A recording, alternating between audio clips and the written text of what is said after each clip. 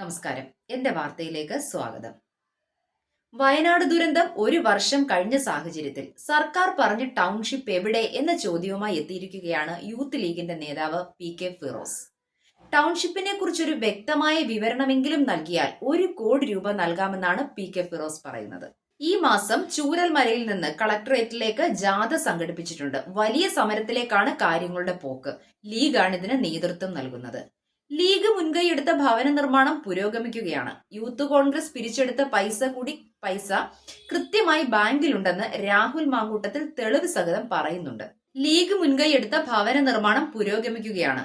Youth Congress പിരിച്ചെടുത്ത പൈസ കൃത്യമായി ബാങ്കിലുണ്ടെന്ന് രാഹുൽ മാങ്കൂട്ടത്തിൽ തെളിവ് സഹിതം പറയുന്നുമുണ്ട്. പി.കെ. ഫിറോസ് പറയുന്നത് വയനാട് പാക്കേജ് എന്ന് പൂർണ്ണമാകും. ദുരന്തം നടന്ന ദിനങ്ങളിൽ സ്വപ്നം കാണാവുന്നതിനപ്പുറം വാഗ്ദാനങ്ങളാണ് മന്ത്രിമാരും മുഖ്യനും ജനങ്ങൾക്ക് നൽകിയത്. അതെവിടെ? ഓരോ കുടുംബത്തിന് ആവശ്യമുള്ള പണം നൽകിയിരുന്നുവെങ്കിൽ അവരെങ്കിലും രക്ഷപ്പെടുമായിരുന്നു.